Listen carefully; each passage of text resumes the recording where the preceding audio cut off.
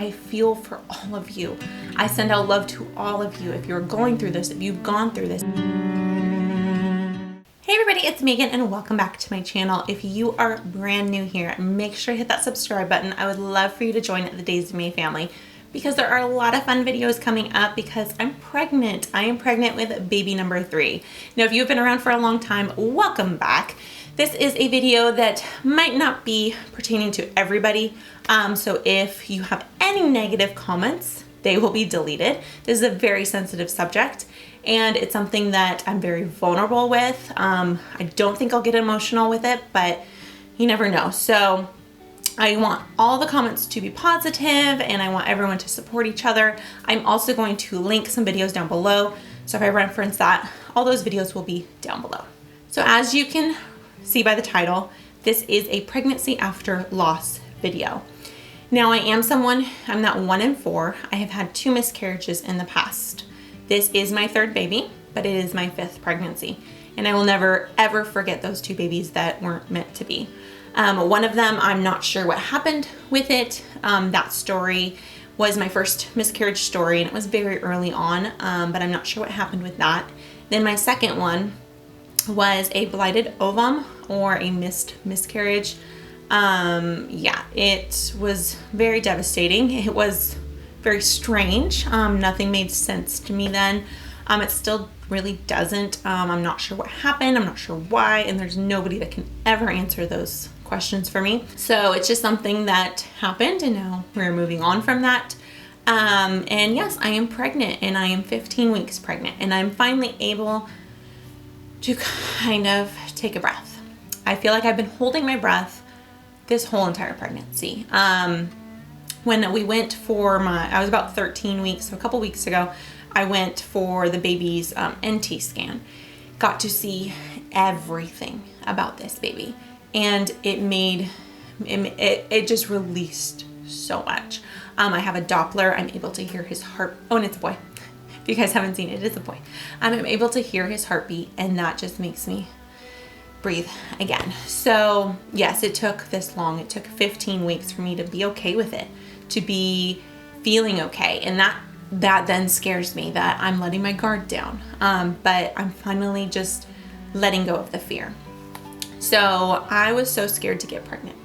Again, so scared. I got pregnant after like 2 months of trying with Liam and about 4 months trying with Nolan, but had nothing in between that would have caused any concern. Neither one of those pregnancies would have caused any concern. They were textbook.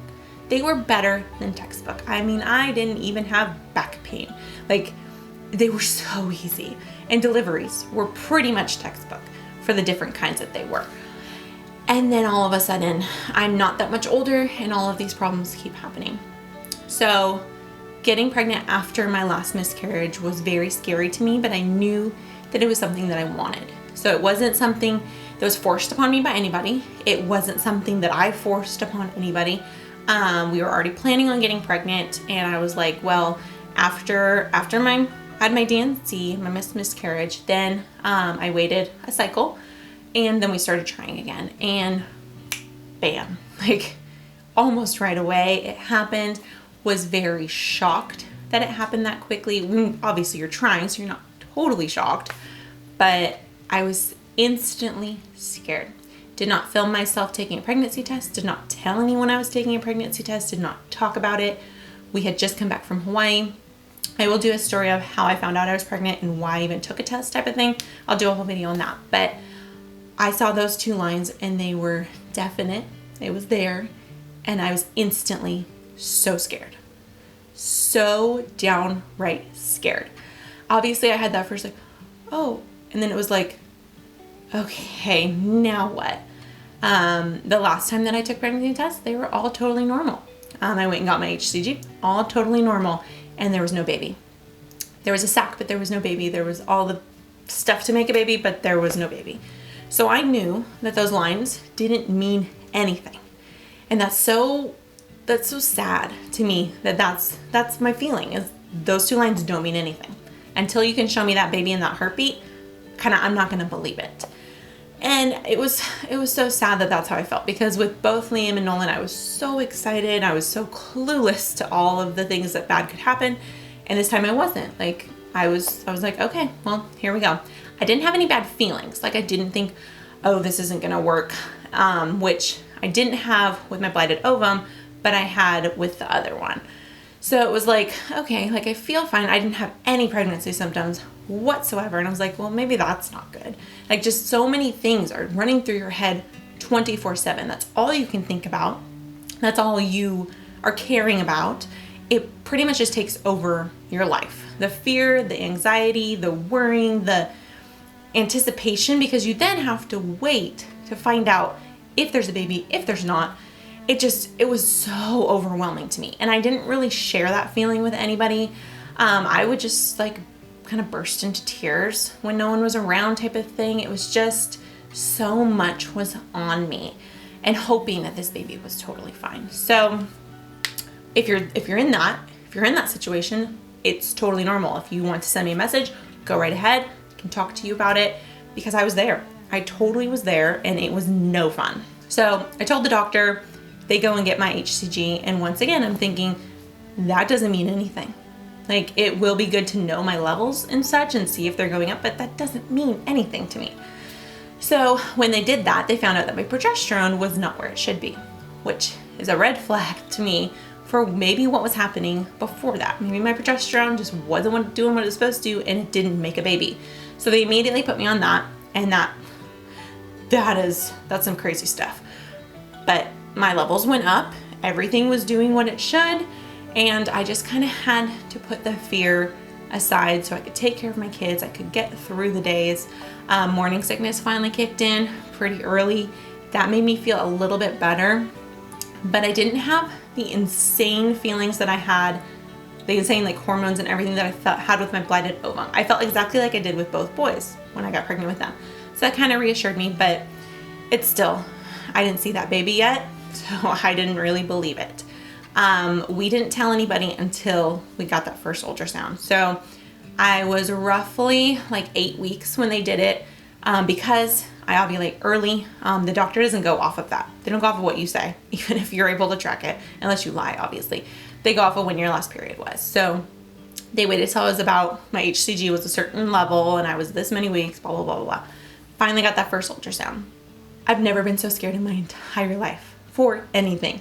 And I've been on stage, and plays on stages, and I've been in front of tons of people, and I've had to do scary things, and I've never been so scared in my entire life. I was shaking. I was full on shaking like a leaf. I couldn't calm down. I was ready to burst into tears at any moment. And I remember going into the ultrasound, and some ultrasound techs are very proper. They're very straight by the book.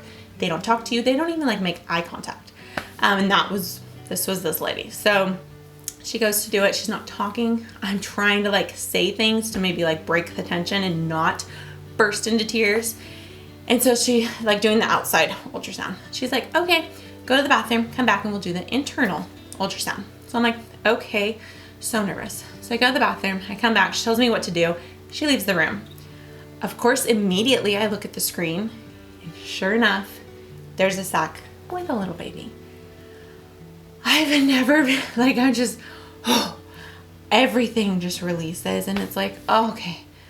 Now, I didn't see a heartbeat, but I just saw the baby, and I just felt instantly so much better than I did before. When I lost that other baby, seeing an empty sack, seeing where there should be something and there's not, it just immediately drains everything from your body. And this didn't. I mean, it was just, oh, it was so nice.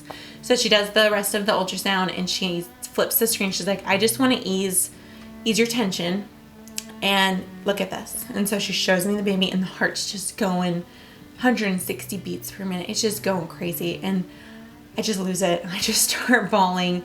It was by far the best sound in the entire world. It like, I've seen two babies in me before, and that doesn't compare to what this did. This made me feel so good. I needed that so bad.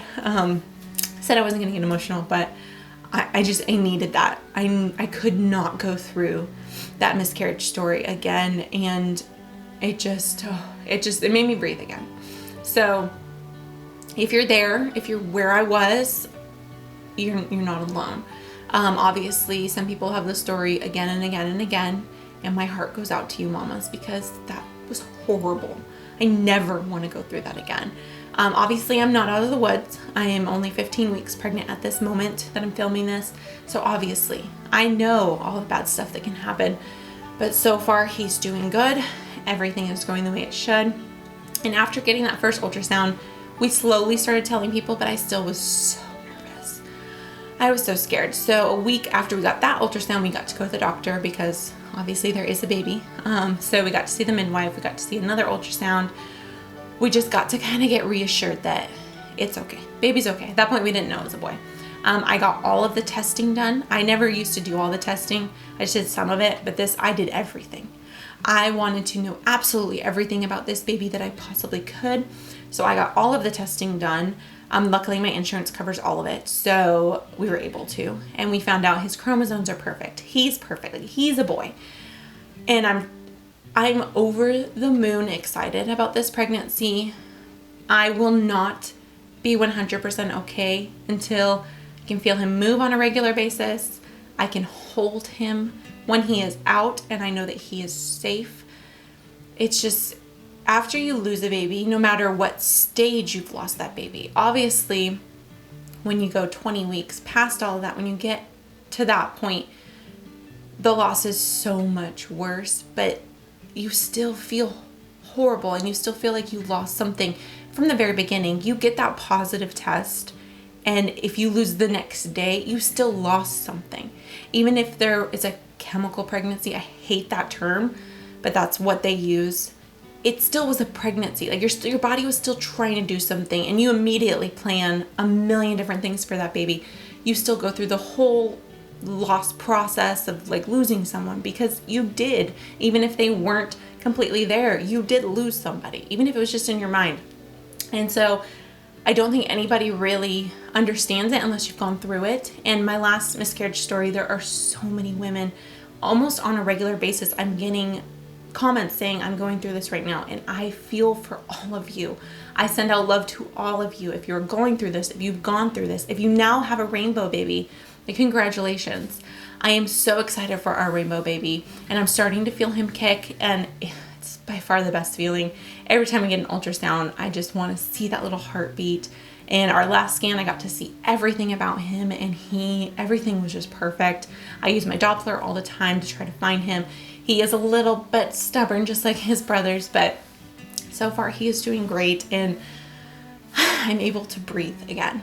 Pregnancy after a loss is no joke. Like I've seen things going around now that pregnancy is no joke. Like, April Fool's coming up. Don't ever use, oh, I'm pregnant, to like freak people out. I hate those prank videos where they try to prank somebody about being pregnant, because there are so many women who can't get pregnant, and I am so glad that it has worked out this time so far. And I'm probably going to keep saying that so far until he's here. Like I said, once you go through the loss, you know it's in the back of your mind all the time. So I just wanted to come on here and tell you, if you're going through this process, you're not alone. Leave me a comment if you want to talk about it. I'm here for you. I can talk about it with you guys. If you want to comment to each other, only friendly comments will be allowed. If anything is disrespectful, mean, you'll be deleted, you'll be blocked. I am totally fine with doing that, because this is a safe place. This is somewhere that we can talk about these situations, because it happens. It happens all the time. It happens way more than it should, and we need to talk about it. So I hope you guys enjoyed this little look at my pregnancy after loss. I am 15 weeks. There's going to be pregnancy updates coming your way. If you have not seen our gender reveal, all of the baby stuff so far, make sure to go check that out. I am taking a break on the baby name videos right now, because I'm focusing on pregnancy and baby and all of that kind of fun stuff, because it is fun. Gotta let the fear go. It's gonna be very hard. Have to let the anxiety go. Very hard. I am not an anxious person, but this situation definitely brought it out. So I hope you guys are all doing amazing, and if you're not, sending love your way. Hope to see you guys in my next video. Make sure to give this video a big thumbs up, hit that subscribe button, leave me that comment, and I'll see you guys next time. Bye guys.